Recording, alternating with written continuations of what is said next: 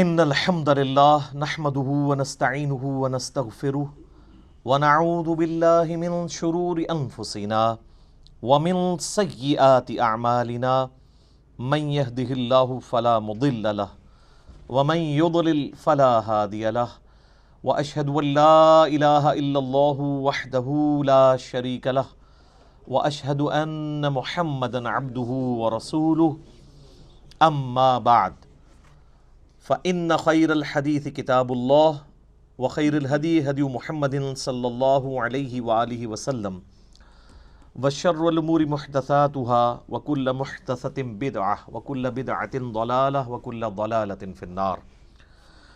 أعوذ بالله السميع العليم من الشيطان الرجيم من همزه ونفخه ونفثه.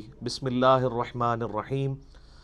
رب اشرح لي صدري ويسر لي امري واحلل عقدة من لساني يفقهوا قولي. بسم الله الرحمن الرحيم. ان الله وملائكته يصلون على النبي يا ايها الذين آمنوا صلوا عليه وسلموا تسليما. اللهم صل على محمد وعلى آل محمد كما صليت على ابراهيم وعلى آل ابراهيم انك حميد مجيد. اللهم بارك على محمد وعلى آل محمد كما باركت على إبراهيم وعلى آل إبراهيم إنك حميد مجيد. اللهم ربنا آتنا في الدنيا حسنة وفي الآخرة حسنة وقنا عذاب النار. ربنا آتنا من لدنك رحمة وهيئ لنا من أمرنا رشدا. لا إله إلا أنت سبحانك إني كنت من الظالمين. حسبنا اللہ ونعم الوکیل ولا حول ولا قوة الا باللہ العلی العظیم. یا حی یا قیوم برحمتک استغیث اصلح لی شأنی کلہ ولا تکلنی الی نفسی طرفۃ عین. آمین.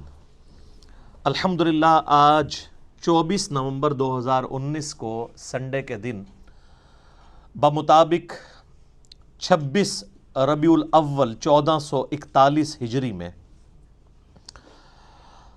قرآن کلاس نمبر 5 کا انعقاد ہوگا انشاءاللہ. اور آج انشاءاللہ ہم قرآن حکیم کے تعارف کے حوالے سے جو 40 پوائنٹس شروع کیے تھے ان کے آخری 5 پوائنٹس کوشش کریں گے کور ہو جائیں. علمی پوائنٹ نمبر 36 وہ ہے میرے بھائیوں، قرآن حکیم 2 طرح کے علوم کو اتھینٹک مانتا ہے. نمبر 1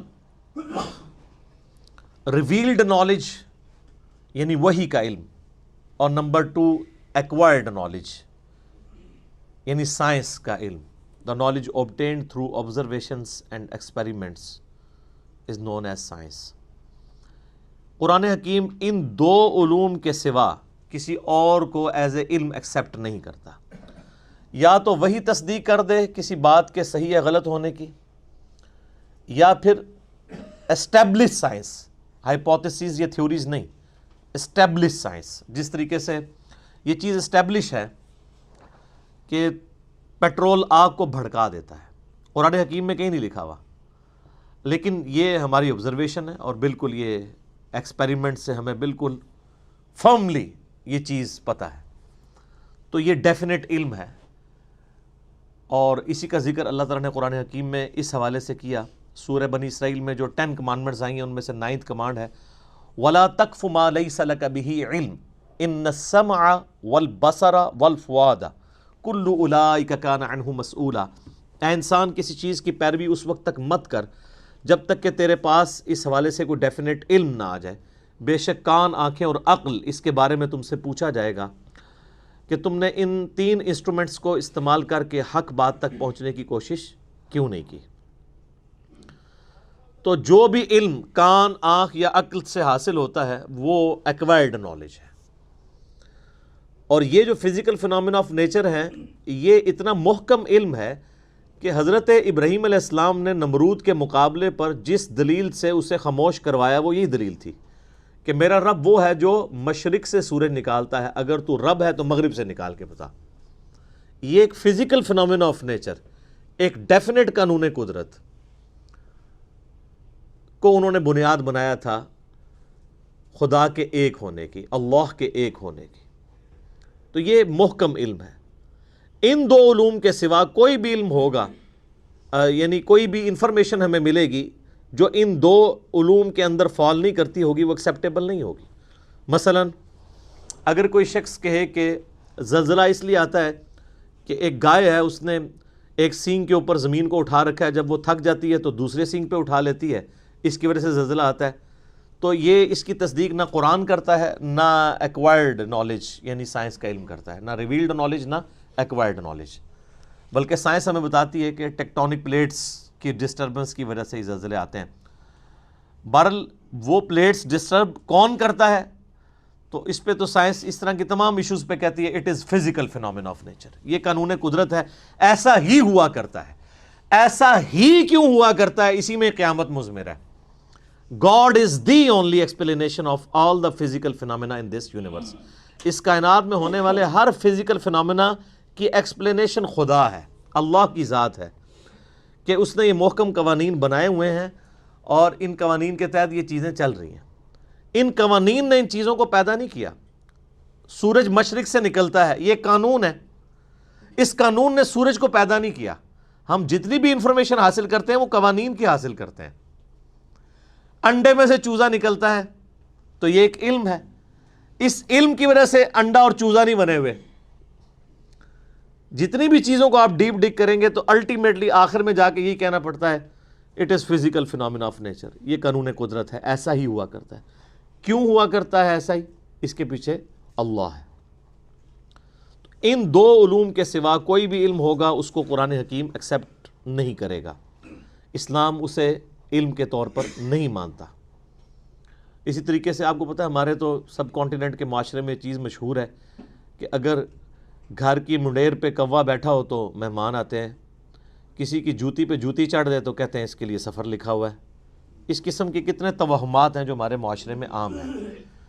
ان چیزوں کی تصدیق نہ سائنس کرتی ہے اور نہ ہی قرآن یا سنت وحی کا علم کرتا ہے۔ اور آپ یہ دیکھ لیں کہ جو لوگ ایکوائرڈ نالج کو بھی مانے ہوئے ہیں نا، وہ بھی کافی حد تک توہمات سے بچے ہوئے ہیں۔ اگر آپ کسی گورے سے کہیں نا کہ کالی بلی راستہ کاٹ دے تو اس کا مطلب ہے تمہارے لیے نوست ہے۔ سر آپ ٹنڈولکر کے آگے 100 کالی بلیاں پھیر دیں پھر بھی آپ کو سینچری مار کے جائے گا۔ یہ ساری نوستیں آپ کے اوپر پڑتی ہیں۔ اپنی باقی کمزوریوں کو ان چیزوں کے ساتھ جوڑنا یا اللہ کی طرف سے ملنے والی کسی کامیابی کو کسی اور چیز کے ساتھ جوڑ دینا، یہ توہم پرستی ہے۔ اللہ کے ساتھ چیزوں کو جوڑنا چاہیے۔ محنت آپ ضرور کریں گے لیکن الٹیمیٹلی اللہ کے اوپر بات کو چھوڑنا ہے کہ فیصلہ تو اس نے کرنا ہے۔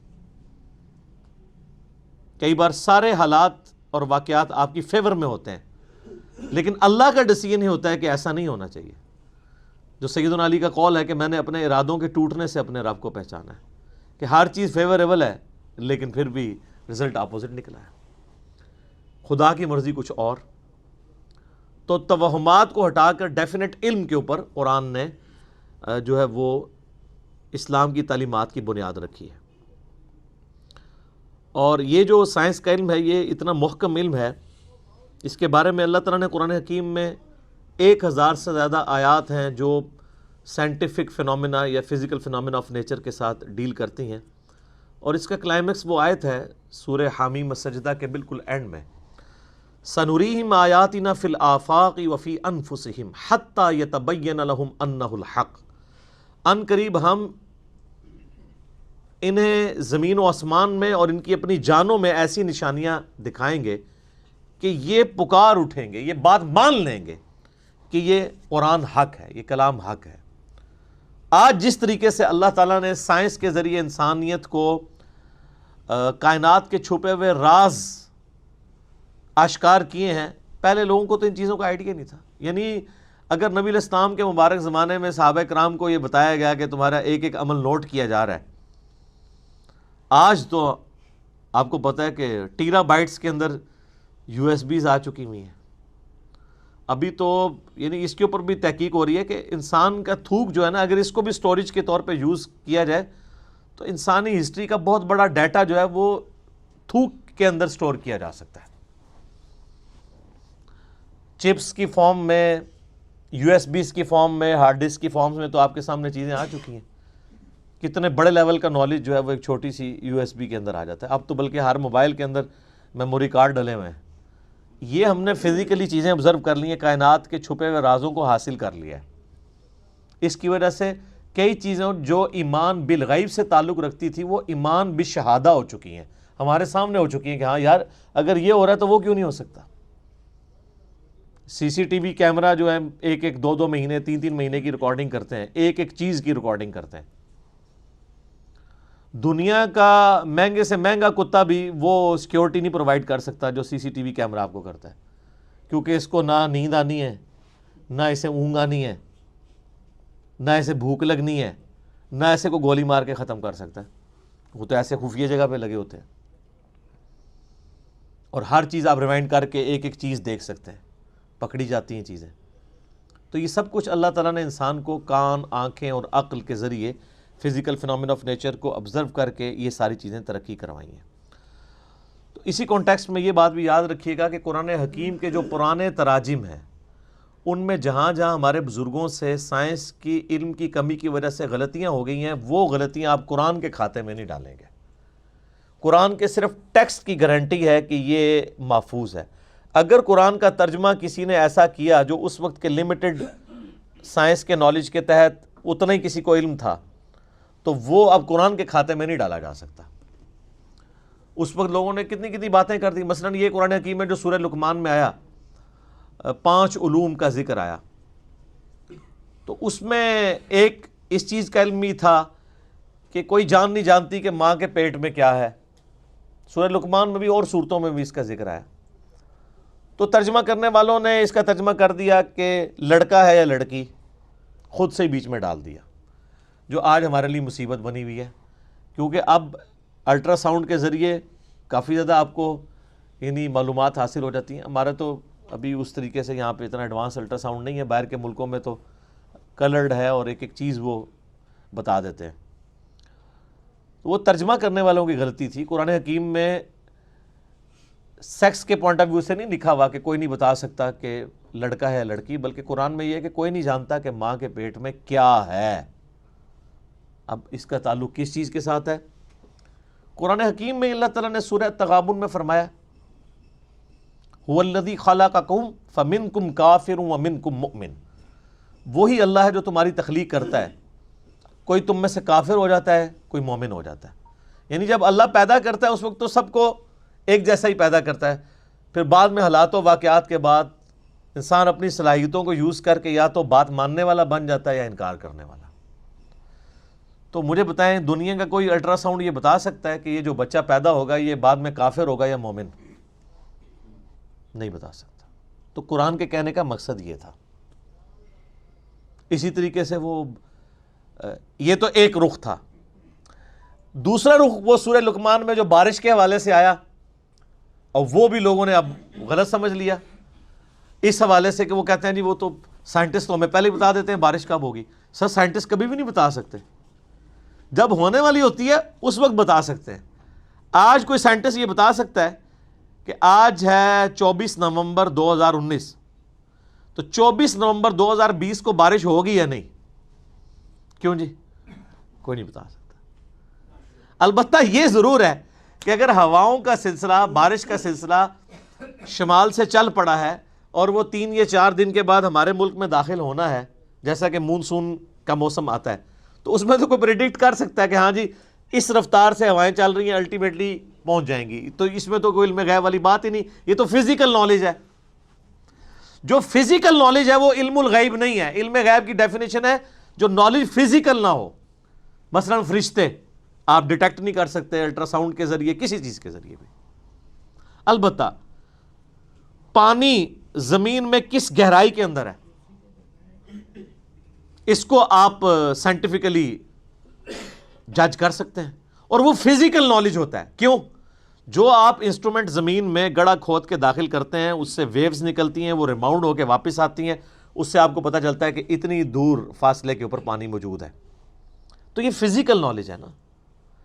ہاں اگر کوئی شخص کھڑا کھڑا کسی جگہ یوں ہاتھ رکھے یا ہاتھ رکھے بغیر کہہ دے کہ جی یہاں پہ پانی اتنی گہرائی میں ہے،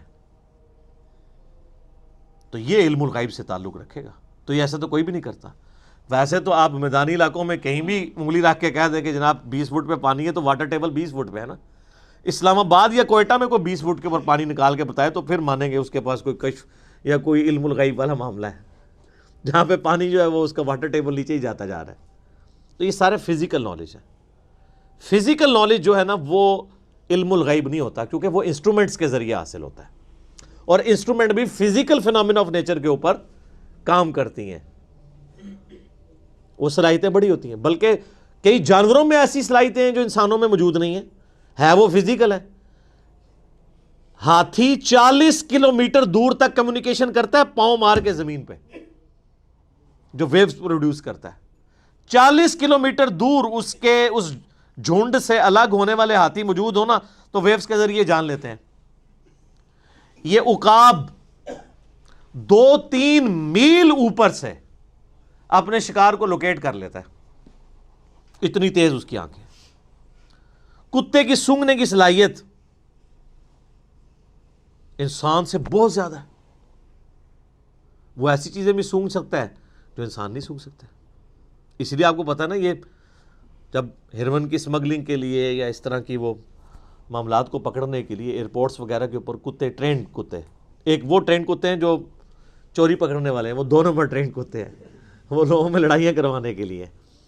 جو اوریجنل ٹرینڈ کتے ہیں نا وہ واقعی چیزوں کو پکڑ لیتے ہیں, کئی مشینیں نہیں پکڑ سکتی جو وہ پکڑ لیتے ہیں.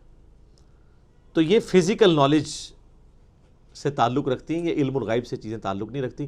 لہٰذا ہمارے پرانے بزرگوں نے اگر کہیں کوئی ترجمے کیے, کہیں تفسیریں غلط کر دی ہیں تو وہ قرآن کے کھاتے میں نہیں ڈلیں گی.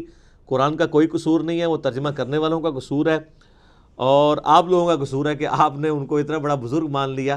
میرا خیال ہے ان چیزوں سے یہ چیز کھل کے سامنے آ گئی کہ جن کو اتنے بڑی غلطیاں لگی ہیں قرآن کی تفسیر میں, تو اس کا مطلب ہے ان کے پاس علم الغیب کوئی نہیں تھا. ورنہ اگر علم الغیب ہوتا, ان کے پاس نالج آف ان سین ہوتا, تو ان کو یہ غلطیاں تو نہ لگتی. آپ پرانے بزرگوں کے بارے میں سنتے ہیں جی, وہ جناب جب مسلح اٹھاتے تھے تو 7 زمینیں نیچے دیکھ لیتے تھے, نگاہ اٹھاتے تھے اوپر تک چلے جاتے تھے, لیکن تیل پھر بھی سر ایڈون نہیں دریافت کیا. سر کسی بزرگ سے تیل دریافت نہیں ہوا. تیل تو 7 زمینوں کے نیچے ہے ہی نہیں تھا. تیل کا کنواں تو 2-3 کلومیٹر نیچے تھا, اور جہاں پہ نکلا وہ اللہ تعالیٰ نے قدرتی طور پہ نکلوایا, وہاں پہ اوپر تھا اس کا یعنی لیول. سب سے پہلا تیل کا کنواں جو ہے وہ 1758 کے راؤنڈ اباؤٹ امریکن ایک اسٹیٹ ہے پنسلوینیا, اس میں تیل کا کنواں نکلا تھا. عرب اسٹیٹس میں تو 20ویں صدی میں آ کے نکلا ہے. تو اور سب کانٹیننٹ جو سارے بزرگوں کا گڑھ تھا, کسی رحمت اللہ علیہ نے کوئی ایک کے تیل کا کنواں بھی دریافت کیا یہاں پہ کہ ان کے نام کی تختی لگی ہوتی. تو یہ کہاں زمین سے نیچے دیکھتے تھے, کچھ بھی نہیں دیکھ سکتا ایسے کوئی. تو یہ جدید سائنس نے ان کے یہ سارے کے سارے دعوے بھی جھوٹے ثابت کر دیے. تو قرآن پاک کا وہ ترجمہ اور تفسیر جو پرانے بزرگوں نے کیا وہ قرآن کے کھاتے میں نہیں ڈلے گا. کیمیائے سعادت میں اگر امام غزالی نے لکھ دیا کہ سورج زمین سے 60 گنا بڑا ہے, تو یہ ان کے لیک آف نالج تھا. آج ہمارے بچے کو بھی پتا ہے کہ 13 لاکھ گنا بڑا ہے. اب 60 کو 13 لاکھ گنا کرنے کے لیے چلے 60,000 بھی کہہ دیتے تو ہم 2-4 صفرے لگا کے ان کو بخشوا لیتے. اتنی بڑی غلطیاں ان سے کیسے ہوئی ہیں؟ اسی لیے کہ ان کے پاس وہ علم نہیں تھا جو آج سائنس کے ذریعے ہمیں پتہ ہے. تو یہ ان کا کوئی عیب بھی نہیں ہے, اس میں ان کی توہین بھی نہ کی جائے. توہین آٹومیٹکلی اس لیے ہو جاتی ہے کہ آپ نے ان کے بارے میں کلیم کیا ہوا نا, وہ کلیم چونکہ اب جھوٹا نکلا ہے تو توہین تو آٹومیٹکلی ہوگی, کیونکہ آپ تو کہتے ہیں وہ تو جناب ہر چیز جان لیتے ہیں. ہم نے تو اس سے بڑی بات کی ہے کہ ہم اپنی میکینیکل انجینئرنگ کا ایک فارمولہ لکھ کے دیتے ہیں, زمین و آسمان کے سارے بزرگ مل کے جنہوں نے انجینئرنگ نہیں پڑھی ہوئی اس کو پڑھ کے بتاتے ہیں. سمجھنا تو بڑی دور کی بات ہے. یہ میں اس لیے کہہ رہا ہوں کہ میکینیکل انجینئرنگ خدا کو تو آتی ہے نا, خدا تو کسی بزرگ کو سکھا سکتا ہے نا, تو سکھائے, ایسا نہیں ہوگا. ہاں یہ کلیم اگر پیغمبر کے بارے میں کیا جائے اس کے ساتھ ہو جائے گا, وہ بھی اگر اللہ چاہے گا تو. جیسا کہ حضرت صالح علیہ السلام سے ڈیمانڈ کی گئی کہ پہاڑ میں سے اونٹنی نکلے, تو اب یہ فزیکل فینومینا آف نیچر کے خلاف ہے, اللہ نے نکال کے بتائی. پیغمبر کو منوانے کے لیے اللہ تعالیٰ نے معجزہ کروا دیا. بزرگوں والا معاملہ نہیں ہوتا کہ وہ کچھ کر کے دکھا سکتے ہیں، کچھ بھی کوئی نہیں کر سکتا۔ اسی لیے میں آپ کو کہتا ہوں کہ آپ لوگ بیمار ہوتے ہیں تو آپ کو مزاروں پہ لے کے جاتے ہیں، اور مزاروں والے جب بزرگ بیمار ہوتے ہیں ان کو آغا خان اور شفا انٹرنیشنل لے کے جاتے ہیں۔ میں نے آج تک نہیں کوئی دیکھا کہ کوئی بڑا پیر بزرگ بیمار ہوا ہو اور وہ پاکستان کے مہنگے ترین ہاسپٹل میں علاج نہ کروا رہا ہو، تو یہ کس کو دھوکہ دے رہے ہیں؟ ان کو بھی اٹھا کے مزاروں پہ لے جایا کریں نا۔ کتنے بڑے بڑے، میں نام نہیں لیتا، بالکل پرسنل بات ہو جائے گی، ان کے یقین کریں ان کے پیشاب بند ہوئے ہیں تو ان کو آغا خان سے انہوں نے کروایا ہے، اور پوری دنیا کو تعویذ لکھ کے دے رہے ہیں وہ لوگ، لاکھوں مرید ہیں ان کے، ایک تعویذ خود لکھ کے اپنا پیشاب کھول کے بتا دیتے نا، کوئی کچھ نہیں کر سکتا۔ تو اس طرح کی جو چیزیں جڑی ہوئی ہیں فزیکل نالج کے ساتھ، اس میں اگر کہیں پہ کسی نے غلطی کھائی ہے تو اس کو آپ قرآن کے کھاتے میں نہیں ڈالیں گے، بلکہ آپ ڈالیں گے بابوں کے کھاتوں میں۔ بابوں کے کھاتوں میں بہت کچھ ڈال چکا ہوا ہے، اس میں سے یہ بھی ڈال لیں آپ۔ اسی طریقے سے ترجمے سائنس کے نالج کم ہونے کی وجہ سے غلط کر دیے۔ میں نے اکثر مثال دی، ایک بڑی یعنی نمائندہ مثال ہے قرآن میں، جو بخاری مسلم میں آتا ہے کہ پہلی 5 آیات سورۃ العلق کی نبی علیہ السلام پہ پہلی وحی نازل ہوئی ہے، اقرأ بسم ربک الذی خلق، خلق الانسان من علق۔ ہمارے پرانے سارے بزرگوں نے خلق الانسان من علق کا ترجمہ کیا ہے، اللہ تعالیٰ نے انسان کو خون کی پھٹکی سے پیدا کیا، ڈراپ آف بلڈ سے پیدا کیا۔ یہ ترجمہ سارے کرتے آئے، حالانکہ اس کے لیے ان کے پاس کوئی بنیادی دلیل موجود نہیں تھی۔ لیکن اب جب ماڈرن لوگ آئے ہیں، انہوں نے کہا جی علق تو کہتے ہیں سسپینڈڈ چیز کو، اردو میں بھی معلق لفظ، لٹکی ہوئی چیز کو کہتے ہیں یہ معلق ہے۔ تو علق کا ترجمہ ہے کہ انسان کو اللہ نے پیدا کیا ایک ایسی چیز سے جو سسپینڈڈ فارم میں تھی۔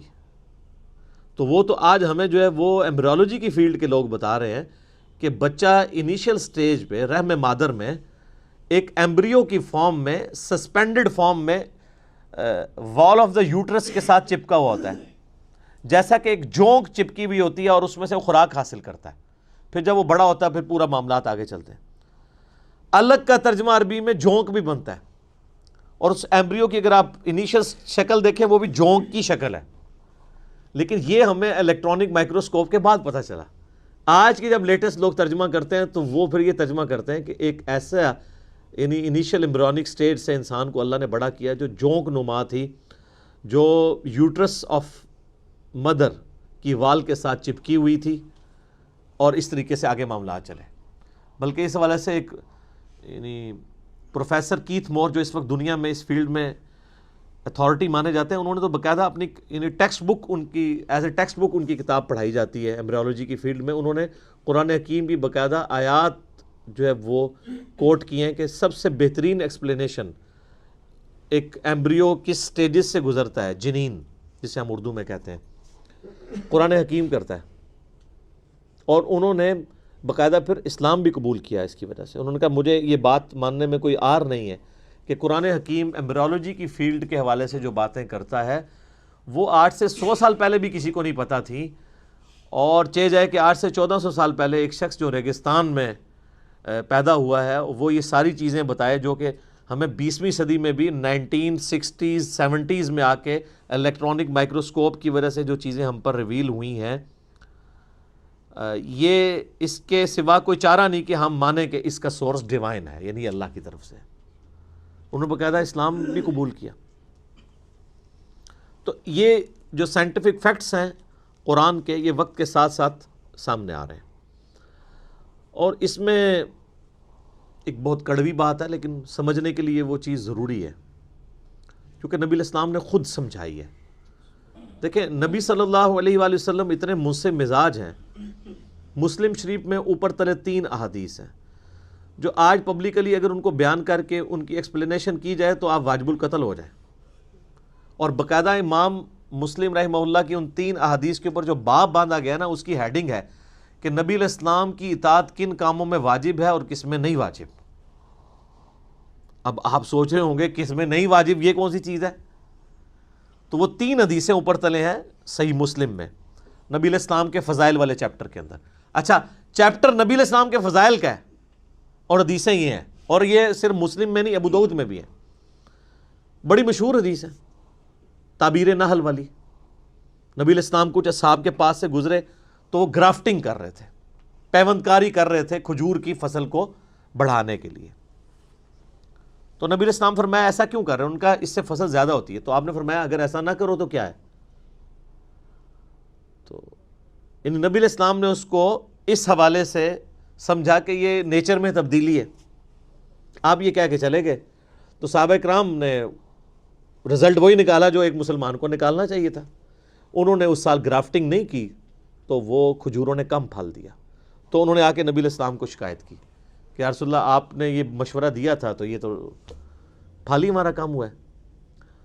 تو آپ علیہ السلام نے فرمایا کہ دیکھو جو چیز میں تمہیں اللہ کے ریفرنس سے بیان کروں نا، قرآن یا سنت کی فارم میں، اس پہ تو تم ضرور عمل کیا کرو، اور جو چیز میں اپنے تجربے سے تمہیں بیان کروں اور وہ تمہارے دنیاوی کسی معاملے سے تعلق رکھتی ہو تو انتم اعلم بامر دنیاکم، تم اپنے دنیا کے کام کو مجھ سے بہتر سمجھتے ہو۔ اندازہ کریں آپ آج کے زمانے میں آپ یہ بات کر سکتے ہیں کسی کے سامنے؟ وہ گستاخ رسول کا فتویٰ لگا دے گا۔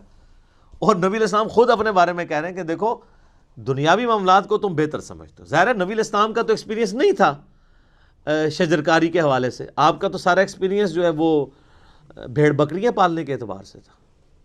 اور آپ علیہ السلام کا بھی انصاف دیکھیں، آپ نے یہ نہیں کہا کہ اب میں نے جو فرما دیا تو بس وہ فرما ہی دیا ہے۔ آپ نے کہا دیکھو میں جب کوئی چیز دین کے طور پہ تمہیں تعلیم کروں اللہ کے ریفرنس سے، وہ تو تمہیں ماننا ضروری ہے، دنیاوی میں مشورہ دوں تو تم بہتر سمجھتے ہو اپنے معاملات کو۔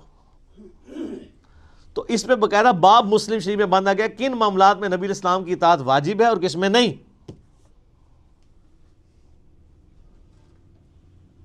یار یہ محمد رسول اللہ کا ہی حوصلہ ہے صلی اللہ علیہ وآلہ وسلم، جو اس لیول پہ اتر کے بات کر رہے ہیں۔ یا تو یعنی ان پڑھ جاہل لوگ جن کو نماز بھی نہیں آتی ہے، دین کے حوالے سے ان کے مشورے لوگ ماننے کے لیے تیار ہو جاتے ہیں، اور دنیا کے حوالے سے کتنے پیر ہیں ان کے کہنے کے اوپر لوگوں نے بچے اپنے ذبح کر دیے۔ یہ لوگوں کا علمی لیول ہے۔ تو نبی صلی اللہ علیہ وآلہ وسلم نے انصاف کیا اور فرمایا کہ دنیاوی معاملات کو تم بہتر سمجھتے ہو۔ آج اگر کوئی ہمیں آگے کہتا ہے نا جی نبی علیہ السلام نے آپ کو ایٹم بم کا طریقہ کیوں نہیں بتایا؟ بھائی اس لیے نہیں بتایا کہ اللہ نے ان کو نہیں بتایا۔ اچھا تو وہ پیغمبر کس طرح ہوئے؟ پیغمبر اس طرح ہوئے کہ وہ ہمارے ہدایت کے امام ہیں، وہ ہمارے سائنس کے ٹیچر نہیں ہیں، نہ ان کی یہ فیلڈ تھی۔ اگر اللہ تعالیٰ نے آج کے دور میں کوئی پیغمبر مبعوث کرنا ہوتا تو اس کو وہ سائنٹیفک نالج ہوتا جو آج کسی سائنٹسٹ کو نہ ہوتا۔ اس زمانے میں جتنا نالج ریکوائرڈ تھا جو ضرورت کے تحت تھا اللہ تعالیٰ نے دے دیا۔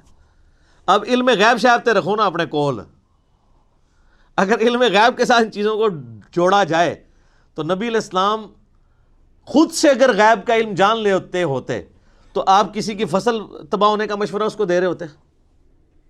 یا فصل کم ہونے کا مشورہ دے رہے ہوتے؟ نہیں۔ اچھا اس زمانے میں علم غیب ہوتا ہی نہیں تھا، کسی صحابی نے نہیں کہا یا رسول اللہ آپ کو تو علم غیب ہے، تو آپ سے یہ غلطی کیسے ہو گئی کہ آپ نے ہمیں تعبیر نحل والا مسئلہ دیا؟ اب آپ لاکھ اس کی کوئی تعویلات کرتے پھر کچھ بھی نہیں ہوتی ہے۔ اسی لیے میں کہتا ہوں کتابوں کا دین اور ہے اور بابوں کا دین اور۔ بابے اتنا کچھ بتا کے گئے ہیں غلط کہ وہ آج صبح میں ڈاکٹر سراج صاحب کا ایک لیکچر سن رہا تھا اصحاب کہف کے بارے میں، تو میرے دماغ میں ایک چیز آئی جو پہلے کبھی نہیں آئی تھی۔ اصحاب کہف کو 300 سال تک اللہ تعالیٰ نے سلایا نا جی۔ اصحاب کہف سے بڑا کوئی ولی ہے جن کو قرآن میں اللہ نے ولی ڈکلیئر کیا ہے، جن کے لیے اتنا بڑا معجزہ اور کرامت کی ہے؟ تو وہ جب اصحاب کہف اٹھتے ہیں سو کے تو آپس میں گفتگو کرتے ہیں ہم کتنی دیر سوئے؟ تو کہتا ہے ایک دن یا دن کا کچھ حصہ۔ تو ان کو تو یہ پتہ ہی نہیں تھا 300 سال سوئے ہیں، تو ان کو علم غیب کیوں نہیں تھا؟ اس سے بھی بڑھ کے حضرت عزیر علیہ السلام کو قرآن میں آتا ہے اللہ نے 100 سال کے لیے سلا دیا۔ تو ان سے پوچھا اٹھانے کے بعد ہاں بتاؤ کتنی دیر سوئے؟ انہوں نے کہا ایک دن یا دن کا کچھ حصہ۔ اللہ نے فرمایا 100 سال سویا رہا ہے۔ اگر وقت کا پیغمبر 100 سال سونے کے بعد اٹھے اور اسے یہ لگے میں ایک دن سویا ہوں اور اللہ کے بتانے پہ پتہ چلے، تو آپ کے بابوں کا علم غیب، کشف، الہام، یہ ساری کہانیاں کتنے گئی ہیں؟ اور یہ تو بالکل سیدھی سیدھی باتیں ہیں. اور ویسے آپ کو صحیح مشورہ دیتے ہیں قرآن ڈائریکٹ نہیں پڑھنا چاہیے، بندہ گمراہ ہو جاتا ہے.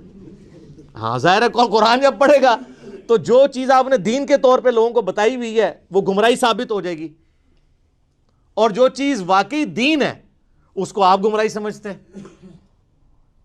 تو خود بخود تطہیر ہو جائے گی. اچھا یہ سارے واقعات آپ کو پتہ ہیں لیکن کبھی اس کی انجینئرنگ نہیں ہوئی تھی. یہ تو ریورس انجینئرنگ جب ہوئی ہے نا تو آپ پتہ چلا کہ ہاں یار اس کو اس اینگل سے بھی دیکھنے کی ضرورت ہے کہ قرآن حدیث میں تو کہیں علم غیب والا یہ معاملہ ہی نہیں. قرآن و حدیث میں علم غیب صرف یہی ہے کہ اللہ تعالیٰ جسے چاہے پیغمبروں میں سے چنتا ہے. سورہ آل عمران آیت نمبر 179 کہ اس کو غیب کی خبر دے دیتا ہے. باقی علم الغیب پہ میرا مسئلہ نمبر 6 اور A اور 6B دیکھ لیں تو آپ کو معاملات کھل جائیں گے. علمی پوائنٹ نمبر 37 وہ ہے میرے بھائیوں، چونکہ قرآن حکیم عربی زبان میں نازل ہوا ہے لہٰذا عربی زبان سے جب اسے ٹرانسلیٹ کیا جائے گا نا کسی اور زبان کے اندر تو الفاظ کے چناؤ میں فرق آئے گا. یہ آپ نے ذہن میں رکھنا ہے. البتہ مفہوم میں فرق نہیں آئے گا. اور یہ صرف عربی کا معاملہ نہیں ہے، دنیا کی کسی بھی زبان کو دوسری زبان میں ٹرانسلیٹ جب کیا جاتا ہے تو ایک جیسے الفاظ کے ساتھ نہیں ہو سکتا. مثلا اگر میرے سامنے 10 انگلش کے پروفیسر بیٹھے ہوں جنہوں نے ایم فل کیا ہوا ہو اور وہ اردو سپیکنگ ہو بائی برتھ، کاپٹک ہوں یعنی وہ بائی برتھ اردو لینگویج جاننے والے ہوں، ان کی مادری زبان ہو، اور 10 کے 10 لوگوں کو میں انگلش کا ایک مضمون دوں اور میں کہوں کہ اسے اردو میں ٹرانسلیٹ کرو، تو کیا 10 کے 10 لوگ منوان ایک ایک لفظ سیم ترجمہ کریں گے؟ نہیں، الفاظ کے چناؤ میں فرق آئے گا چونکہ انگلش ٹرانسلیٹ ہو رہی ہے اردو. ایون انگلش کو انگلش میں بھی ٹرانسلیٹ کریں تو الفاظ کے چناؤ میں فرق پڑ جائے گا کیونکہ ایک لفظ کے ایکویلنٹ کئی الفاظ ہوتے ہیں، وہ اپنی انٹینسٹی کے پوائنٹ آف ویو سے یوز ہوتے ہیں. کوئی شخص اس لفظ کی انٹینسٹی کو کچھ اور سمجھ کے اس کے لیے کوئی اور ترجمہ کر دے گا. ترجمے میں الفاظ کے چناؤ میں فرق ضرور آئے گا لیکن مفہوم میں کبھی فرق نہیں آئے گا. یہ میں بات اس لیے کر رہا ہوں کہ مولویوں نے سب سے بڑا دھوکہ یہ دیا ہے وہ جی ترجمے لوگوں نے چینج کر دیے جی کدھر ترجمہ پڑھیے جی، اور سر جس کا مرضی پڑھیں کوئی فرق نہیں پڑتا، بلکہ سب سے بہتر ہے گوگل حافظہ اللہ کا پڑھیں. ہاں آپ دنیا کی کوئی لینگویج ڈالیں اس میں ایک کمانڈ کے اوپر ود ان 1 سیکنڈ دوسری طرف انگلش میں اس کا ترجمہ آ جاتا ہے. چاہے وہ آپ عربی کی کوئی حدیث ڈال دیں، آن لائن فری ہے، کوئی پیسے نہیں. آپ گوگل میں جا کے لکھیں، گوگل ٹرانسلیٹر کھولیں تو 2 ڈبے بنے ہوئے آ جائیں گے. لیفٹ ڈبے میں آپ کوئی دنیا کی زبان، جناب جتنی زبانیں، کسی بزرگ کو بھی اتنی زبانیں نہیں آتی ہیں. دنیا کی 3000 سے زیادہ زبانیں ہیں، کسی زبان کو آپ ڈالیں دوسری طرف انگلش میں ترجمہ ہو کے آ جائے گا. اور وہ ترجمہ کرنے کے لیے گوگل یہ بھی نہیں دیکھے گا کہ میں نے بریلوی والا ترجمہ دکھانا ہے، دیوبندیوں والا ہے، اہل حدیث والا ہے، شیعہ والا. اس نے وہی ترجمہ دکھانا ہے جو اس کا بنتا ہے، تو پکڑا جائے گا. تو یہ دھوکہ انہوں نے دیا ہوا ہے اور اس کی وجہ سے پھر وہ قرآن سے وہ ایسا روند مارتے ہیں کہ لوگ قرآن پڑھنا چھوڑ دیں. وہ کہتے ہیں نہیں جی لو اس نے ترجمہ وہ کر دیا، یہ کر دیا. اور زیادہ تر یہ ہنگامہ کھڑا کیا ہے بریلوی مکتبہ فکر اور شیعہ مکتبہ فکر کے لوگوں نے. پھر ٹوٹکے بنائے ہوئے ہیں جی، وہ دیکھیں جی بسم اللہ کا ترجمہ کیا ہے جی. اچھا اب امام احمد بریلوی صاحب نے بسم اللہ کا ترجمہ کیا ہوا ہے اللہ کے نام سے شروع. اب اشری تھانوی صاحب نے ترجمہ کیا ہوا ہے شروع کرتا ہوں اللہ کے نام سے. وہ کہتے ہیں ترجمہ غلط ہے کیونکہ اشری تھانوی صاحب شروع سے شروع کر رہے ہیں اور اعلیٰ حضرت نے اللہ سے شروع کیا ہے. حالانکہ آپ کا ہنسنا ہی بتا رہا ہے کہ اینڈ رزلٹ تو ایک ہے، شروع کرتا ہوں اللہ کے نام سے یا اللہ کے نام سے شروع. شیطان کے نام سے تو کسی نے نہیں شروع کیا. مفہوم دونوں باتوں کا سیم ہے کہ نہیں؟ وہ کہتے ہیں نہیں جی بہتر ترجمہ یہ ہے. تو میں کہتا ہوں پھر اگر یہ بہتر ترجمہ یہ ہے آپ اردو لنگوسٹک میں تو کہہ سکتے ہیں لیکن عربی کے پوائنٹ آف ویو سے بسم اللہ کا ترجمہ جو آپ نے کیا ہوا ہے نا اس کے لیے بسم اللہ بھی آپ کو چینج کرنی پڑے گی. وہ بسم اللہ بنے گی اللہ الذی باسمہ ابدہ، اللہ ہے وہ جس کے نام سے میں شروع کرتا ہوں. اگر بسم اللہ میں سے آپ نے اللہ کو پہلے ہی نکال کے نکالا تو اللہ بھی ایسی بسم اللہ بنا سکتا تھا، کوئی مشکل تو کوئی نہیں تھا۔ اگر بسم اللہ میں اللہ کو پہلے نمبر پہ لانا ہوتا تو پھر بسم اللہ یوں ہونی چاہیے تھی، اللہ الذی، اللہ ہے وہ ہستی، بِاسمہ ہی، کہ جس کے نام کے ساتھ ابدہ میں ابتدا کرتا ہوں۔ تو اب آپ اللہ کے ساتھ جھگڑا کریں کہ یار یہ بسم اللہ ٹھیک ہو جائے کسی طریقے سے، اللہ سے سفارش کرتے ہیں، کتنی نان سینس بات ہے، اور ان باتوں کے اوپر الجھ رہے ہیں۔ نہیں، ترجمہ غلط ہو گیا، ترجمہ غلط ہو گیا۔ تو ترجمہ کبھی بھی، اگر ترجمہ ٹھیک کی بات کرتے ہیں، بریلویوں کے آپ اپنے ترجمے اٹھائیں نا، وہ آپس میں ایک جیسے نہیں ہیں۔ یعنی اعلیٰ حضرت کا ترجمہ ہے، پیر کرم شاہ صاحب کا ترجمہ ہے، ڈاکٹر طاہر القادری صاحب کا ترجمہ ہے، اس کے علاوہ غلام سعود سعیدی صاحب کا ترجمہ ہے، یہ تو سارے بریلوی سرٹیفائڈ عاشق رسول ہیں نا، ان کے ترجمے ذرا رکھیں، کیا 100% سیم ہے؟ نہیں، مفہوم سیم ہوگا، اور مفہوم کو اگر آپ سیم دیکھیں گے تو دیوبند، اہل حدیث اور شیعہ کے ترجمے بھی ایک جیسے ہی ہوں گے، مفہوم ایک ہوگا۔ ڈنڈی جب بھی ماری جاتی ہے وہ تفسیر میں ہے، اور اگر کوئی ترجمے میں کہیں مارتا بھی ہے وہ پکڑا جاتا ہے۔ اس پہ میں نے ڈیٹیل لیکچر مثلا نمبر 170 ریکارڈ کروا دیا، 170 نمبر، اس میں میں نے بتایا کہ جس نے ڈنڈیاں ماری ہیں وہ کہاں پہ پکڑا گیا۔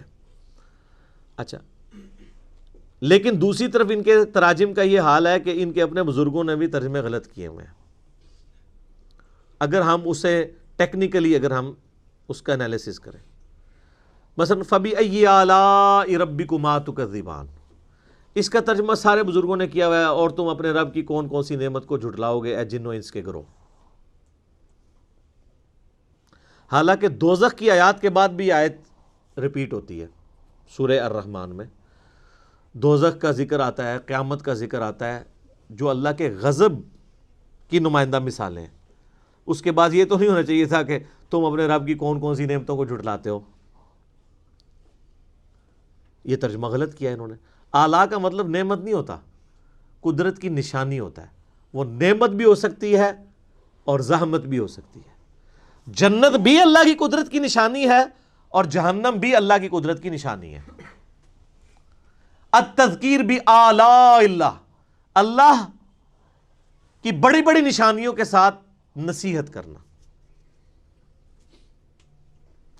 مولانا مودودی رحمہ اللہ نے جتنی دفعہ، یہ 31 دفعہ 31 ٹائمز یہ آیت ریپیٹ ہوتی ہے سورہ الرحمن میں، جتنی دفعہ یہ آیت آئی ہے نا، انہوں نے کانٹیکسٹ کے اعتبار سے اس کا ترجمہ کیا ہے۔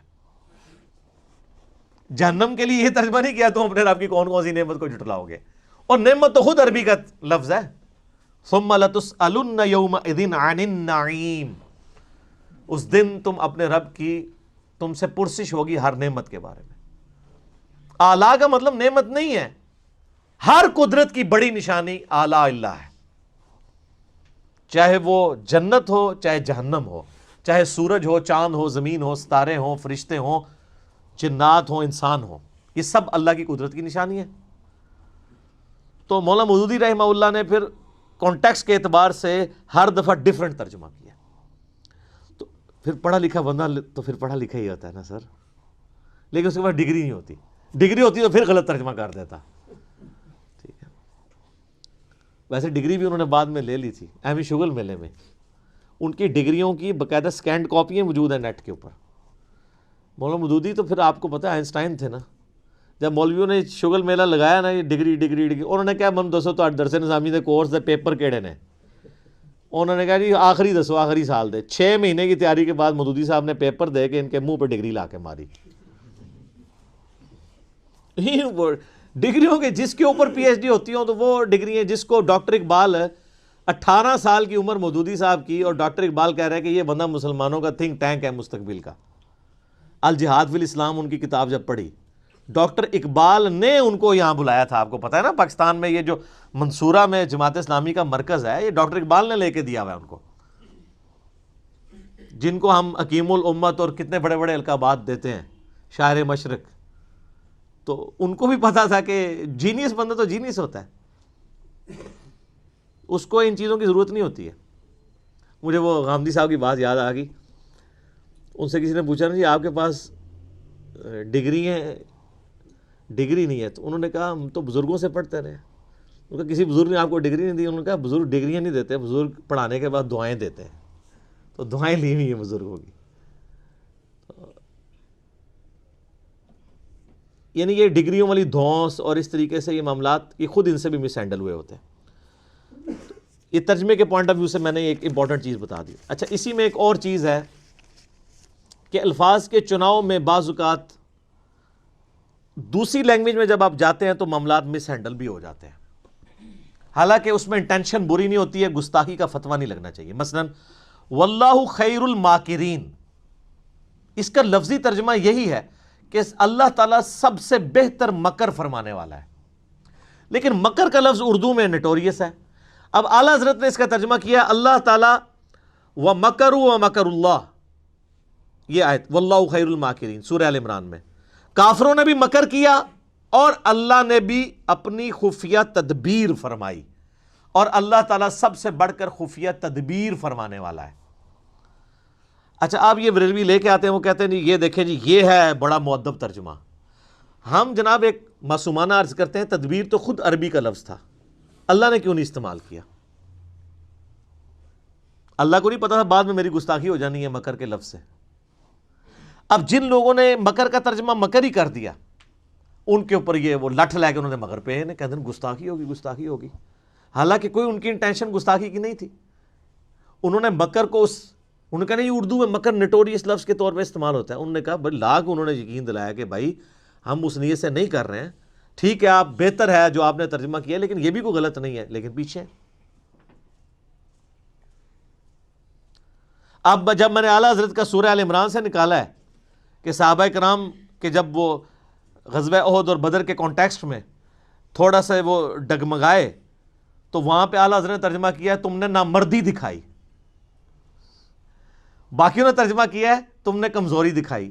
یہ جو میرا وہ پرائم منسٹر کے دفاع پہ گستاخ صحابہ کا فتویٰ, لاکھوں لوگوں نے میرا وہ کلپ دیکھا ہے, اس میں ایچ ڈی کیمرے میں نے دکھایا نامردی کا لفظ استعمال کیا ہے اعلیٰ حضرت نے صحابہ کرام کے لیے.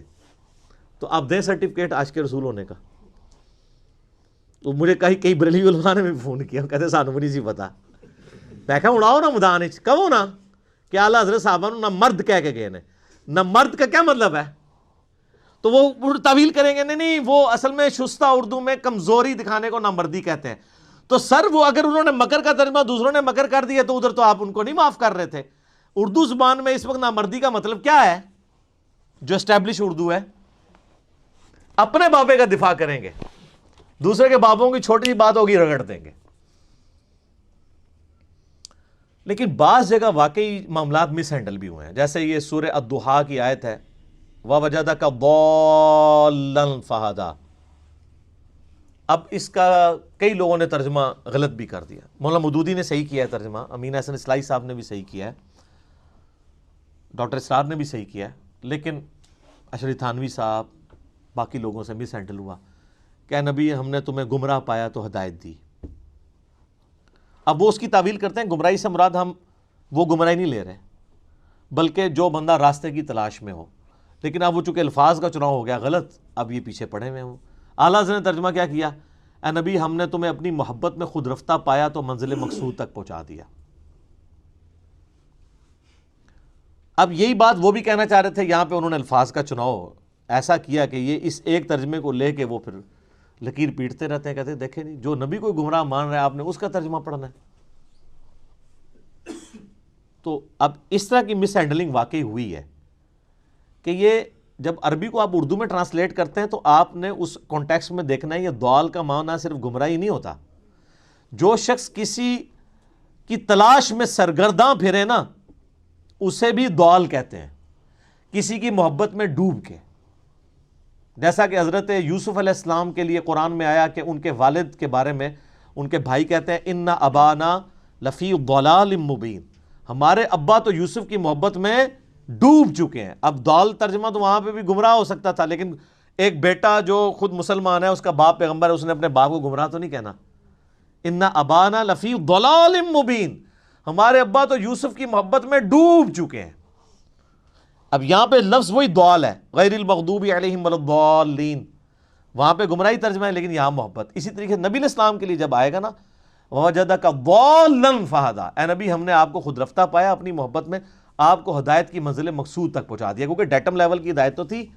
سورہ یونس میں آیت نمبر 15 اور 16 میں آتا ہے کہ نبی علیہ السلام کی اعلان نبوت سے پہلے کی زندگی کو بھی اللہ تعالیٰ نے نبوت کی دلیل کے طور پہ پیش کیا ہے۔ بنیادی توحید تو آپ کو ہمیشہ سے تھی، نبی تو پیدائشی پیغمبر ہوتا ہے، ہاں مبعوث بعد میں ہوتا ہے۔ پھر قرآن میں وہ جو آیا ما ضل صاحبکم وما غوا، تمہارے نبی نہ کبھی بہک کے ہیں نہ کبھی بہرا چلے ہیں، تو وہاں تو خود اللہ تعالیٰ ہمارا نبی کبھی بھی بہک کے نہیں ہے، تو ووجدک ضالا فہدی کا ترجمہ وہی بنتا تھا جو اعلیٰ حضرت نے کیا ہے، یا مولانا مودودی نے کیا ہے، یا ڈاکٹر اسرار صاحب نے کیا ہے۔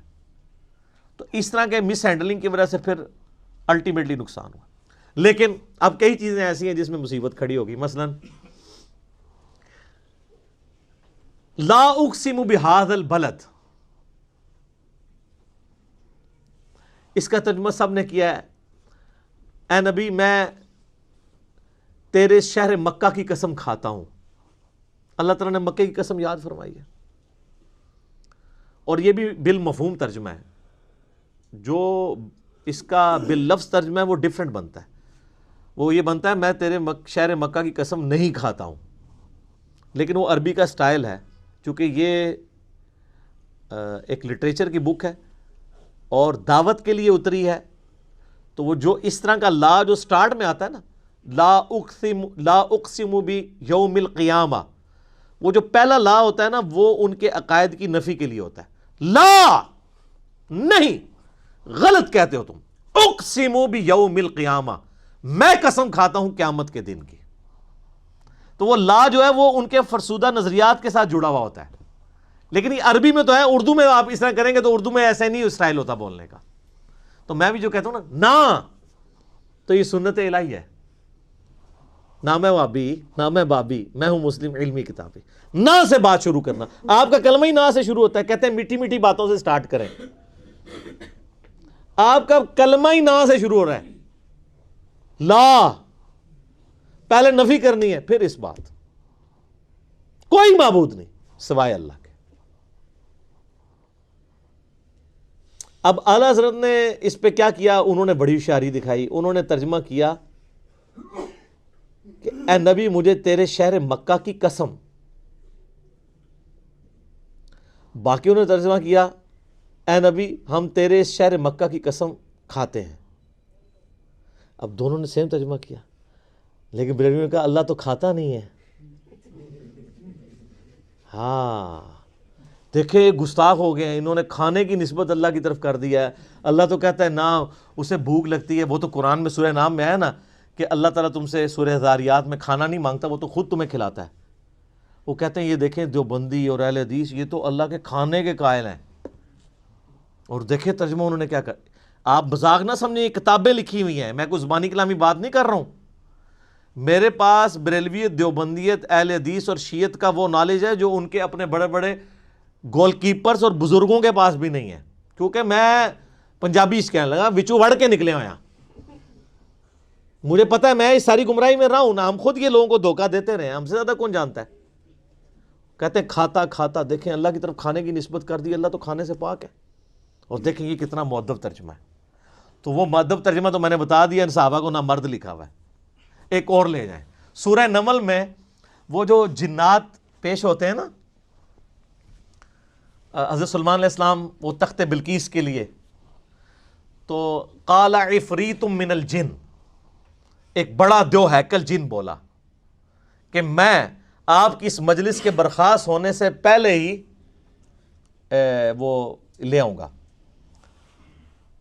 تو اب وہ عفریت کا ترجمہ اعلیٰ حضرت نے کیا ہوا ہے ایک خبیث جن بولا۔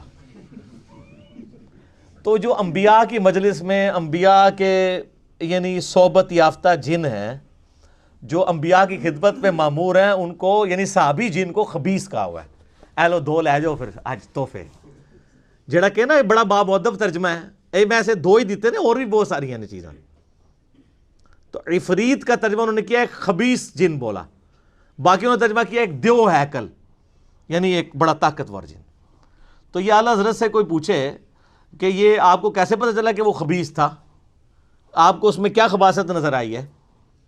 جن سارے تو خبیث نہیں ہوتے ہیں، جن تو قرآن پاک میں آیا کہ نبی سورہ الجن میں کہ تم فرماؤ مجھے وحی کی گئی ہے کہ جنات کا ایک گروہ یہاں سے گزر رہا تھا، انہوں نے قرآن سنا اور وہ ایمان لے آئے، انہوں نے اس کتاب کی تصدیق کی۔ سورہ احقاف میں پوری ڈیٹیل آتی ہے۔ پھر وہ اپنی قوم میں چلے گئے کہ حضرت موسیٰ کے بعد اب ایک نئے پیغمبر آئے ہیں جو کہ اسی توحید کی طرف بلا رہے ہیں جو موسیٰ علیہ السلام کے پاس آئی تھی۔ ایک ہی مجلس میں قرآن سنا، ایمان لائے اور دائی بھی بن گئے۔ تو حضرت سلیمان علیہ السلام کی مجلس میں جو جنات تھے، جب تک سلیمان علیہ السلام یا قرآن یا حدیث یہ نہ بتائے کہ کون سا کافر جن تھا اور کون سا مسلمان جن، آپ خود کس طریقے سے نیگیٹو یعنی اپروچ کیسے رکھ سکتے ہیں؟ آپ کو تو پازیٹیو اپروچ رکھنی چاہیے۔ اور پھر وہ اپنی خدمات پیغمبر کے وقت کے پیغمبر کے لیے پیش کر رہے ہیں اور آپ اسے کہہ رہے ہیں خبیث جن۔ ٹھیک ہے، تو اس لیے میں کہتا ہوں کہ پہلے لوگوں کو گستاخی کے سرٹیفکیٹ یہ دیا کرتے تھے، اب ان کے بزرگوں کے لیے بھی محبت اور عشق کا سرٹیفکیٹ جو ہے نا وہ اس پلیٹ فارم سے جاری ہوگا تو ہم مانیں گے، یا پھر آپ باقیوں کو بھی چھوڑیں جن کے اوپر آپ نے فتوے لگائے ہیں۔ کسی نے بری انٹینشن سے ترجمے نہیں کیے ہوئے۔ اچھا، وہ ایک اور قرآن پاک میں جگہ آتا ہے سورہ بقرہ میں بھی کہ یہ اللہ سے مذاق کرتے ہیں، اللہ بھی ان کے ساتھ مذاق کرے گا۔ وہ کہتے ہیں دیکھو جی ان کا خدا تو مذاق کرتا ہے، یہ مذاق تو بری چیز ہے، اللہ کی طرف منسوخ ہے۔ اچھا، اعلیٰ حضرت نے کیا ترجمہ کیا؟ انہوں نے کہا کہ یہ اللہ یہ یعنی ایمان والوں سے مذاق کرتے ہیں، اللہ تعالیٰ بھی ان سے استہزاء فرماتا ہے۔ اور انہوں نے عربی جی لکھتا ہے استہزاء، تاکہ مصیبت ہی نہ کھڑی ہوئے۔ اچھا، اسی طریقے سے قرآن پاک میں آتا ہے نا کہ اللہ تعالیٰ ان کو گمراہ کر دے گا ان کی بدعمالیوں کے سبب۔ تو اس طرح کے جو الفاظ اس حوالے سے آتے ہیں تو اس میں اعلیٰ ترجمہ کرتے ہیں اللہ تعالیٰ انہیں غافل کر کے مارے گا۔ وہ کہتے ہیں آپ کسی بھی غلط چیز کی نسبت اللہ تعالیٰ کی طرف نہیں کریں گے۔ یار جب اللہ تعالیٰ نے خود الفاظ کا چناؤ قرآن میں ایسا کیا ہوا ہے، اور پھر اس سے بڑھ کر یہ کہ انہوں نے پھر ترجموں میں اس لیول تک دو نمبری کی کہ باقیوں کے اوپر گستاخی کے فتوے لگا دیے۔ وما محمد الا رسول قد خلت من قبلہ الرسل، محمد تو نہیں مگر ایک رسول ہی، ان سے پہلے بھی کئی رسول گزرے۔ افئن مات، اگر یہ مر جائیں، او قتلا یا قتل ہو جائیں، تو کیا تم دین سے الٹے قدم پھر جاؤ گے؟ اب اعلیٰ حضرت نے کیا ترجمہ کیا؟ محمد تو نہیں مگر ایک رسول ہی، اگر یہ انتقال فرما جائیں یا وصال فرما جائیں یا شہید کر دیے جائیں تو تم دین سے الٹے قدم پھر جاؤ گے۔ وہ ترجمہ ہی چینج کر دیا، ماتا کا ترجمہ تھا مر جائیں۔ وہ میں ڈاکٹر طارق قادری صاحب کی ویڈیو دیکھ رہا ہوں، کہتا نبی کو مرنے والا کہنے والوں تم مر جاؤ، تو یہ کس کو کہہ رہے ہیں؟ اللہ کو۔ سورہ زمر کی آیت ہے انکا میتن و انہم میتون، اے نبی تم نے بھی مرنا ہے اور تمہارے مخالفین کو بھی مرنا ہے۔ اب ان سے پوچھ کے قرآن نازل ہوتا تو ہوتا ہے کہ اے نبی تمہارے مخالفین کو بھی مرنا ہے اور آپ کو بھی وصال شریف فرمانا ہے۔ وصال عربی کا لفظ ہے، یاد رکھیے گا، اللہ نے یہ لفظ نہیں استعمال کیا۔ وفات بھی عربی کا لفظ ہے اور میت بھی عربی کا لفظ ہے۔ اب اللہ نے الفاظ کہ افئن مات او قتل یہ نازل کرواتے قرآن، تو کہتے ہیں کہ آپ جو ہے نا اس کی جگہ ماتا کی جگہ وفات بھی لفظ خیر گستاخی سمجھتے ہیں، وصال استعمال کریں اور قتیلہ کی جگہ استعمال کریں شہید، پھر ہماری تسلی ہوگی، مؤدب ترجمہ ہو جائے گا۔ اور اسی طریقے سے وہ جو سورہ فتح کی شروع کی آیات ہیں اس پہ تو میرا کلپ لاکھوں لوگوں نے دیکھا ہے، انا فتحنا لک فتحا مبینا، وہ ترجمہ ہی الٹ کر دیا ہے۔ یعنی وہ جو نبی علیہ السلام کی خصوصیت تھی کہ اللہ تعالیٰ آپ کی اگلی اور پچھلی خلاف اولا چیزوں کو معاف فرما چکا ہے، انہوں نے کہا اے اللہ اے نبی اللہ تعالیٰ آپ کے صدقے سے آپ کے پچھلوں اور آپ کے اگلوں کی غلطیوں کو، کتنا دور کا ترجمہ کیا ہے۔ حالانکہ بخاری مسلم اٹھائیں، صحابہ کرام تو اس آیت کو کوٹ کر کے اما عائشہ اور باقی لوگ کہا کرتے تھے یا رسول اللہ آپ تو بڑے خوش نصیب ہیں کہ آپ کی اگلی پچھلی خطائیں اللہ نے معاف فرما دی ہیں، گناہ نہیں خطا لغزش ہے۔ حتیٰ کہ بخاری مسلم میں جو حدیث ہے، حدیث شفاعت، کہ سب کے سب لوگ پہلے آدم علیہ السلام کے پاس جائیں گے، پھر نوح علیہ السلام کے پاس وہ ان کو بھیجیں گے، وہ کہیں گے مجھے اپنی غلطی یاد آ رہی ہے، نوح علیہ السلام کہیں گے میں نے اپنے کافر بچے کے لیے دعا کی تھی آج مجھے اپنی غلطی یاد آ رہی ہے، تم موسیٰ کے پاس جاؤ، موسیٰ علیہ السلام کہیں گے مجھ سے بھی بندہ مر گیا تھا، تم ابراہیم کے پاس جاؤ، ابراہیم کہیں گے مجھے بھی 3 دفعہ توریتاً جھوٹ بولنا پڑا، تم جو ہے عیسیٰ کے پاس چلے جاؤ، عیسیٰ ابن مریم کہیں گے کہ بھئی مجھے تو آج اپنی جان کی فکر ہے، البتہ میں ایک ایسے شخص کو جانتا ہوں جس کی اگلی اور پچھلی خطائیں اللہ تعالیٰ نے معاف کر دی ہیں۔ تم محمد رسول اللہ کے پاس جاؤ صلی اللہ علیہ وآلہ وسلم۔ عیسیٰ علیہ السلام قیامت والے دن حضور کے ہاتھوں پہ صلی اللہ علیہ وآلہ وسلم شفاعت کا دروازہ کھولنے کے لیے بنیاد کس کو بنا رہے ہیں؟ کہ جس کی اگلی پچھلی خطائیں معاف ہو چکی ہیں۔ کون سی اگلی پچھلی؟ جو باقی انبیاء کو جس سے ڈر لگا ہوا ہے۔ یہ آیت کو معمولی نہ سمجھیں، حضور کی شان میں بڑی آیات میں سے ہے۔ انبیاء تو قیامت والے دن فکر کر رہے ہوں گے کہ ہم نے جو دنیا میں غلطی ہوئی ہمارا کیا بنے گا۔ اچھا یہ بزرگ کہہ رہے ہوں گے کہ ہم تو جنت میں نہیں جائیں گے جب تک ساروں کو لے نہ جائیں، تو اس کا مطلب ہے کہ آپ کے بزرگوں کا مرتبہ انبیاء سے زیادہ ہوا۔ پھر ظاہر ہے انبیاء تو کہہ رہے ہیں نفسی نفسی، اور عبد القادر جیلانی کہہ رہے ہیں مریدی مریدی۔ کہانی سب کہانی، کوئی کھنگن بھی نہیں دے گا اتھے بھائی، سب کچھ جھوٹ ہے۔ لیکن مرنے کے بعد جب آنکھ کھلے گی تو پھر دیر ہو چکی ہوگی۔ دیکھ لیں جی، آج صرف 2 پوائنٹ ہی کور ہوئے ہیں، 36 اور 37۔ اگلا لیکچر بھی انٹروڈکشن میں جائے گا، لیکن اس کے بغیر حق نہیں ادا ہوتا۔ ٹھیک ہو گیا؟ اللہ تعالیٰ سے دعا ہے جو حق بات میں نے کہی اللہ تعالیٰ ہمارے دلوں میں راسخ فرمائے۔ اگر جذبات میں میرے منہ سے کوئی غلط بات نکل گئی اللہ تعالیٰ ہمارے دلوں سے معاف کر دے۔ اللہم صلی علی محمد وعلی آل محمد کما صلیت علی ابراہیم وعلی آل ابراہیم انک حمید مجید۔ اللہم بارک علی محمد وعلی آل محمد کما بارکت علی ابراہیم وعلی آل ابراہیم انک حمید مجید۔ سبحانک اللہم وبحمدک اشہد ان لا الہ الا انت استغفرک واتوب الیک وما علینا الا البلاغ المبین۔ جزاکم اللہ خیرا۔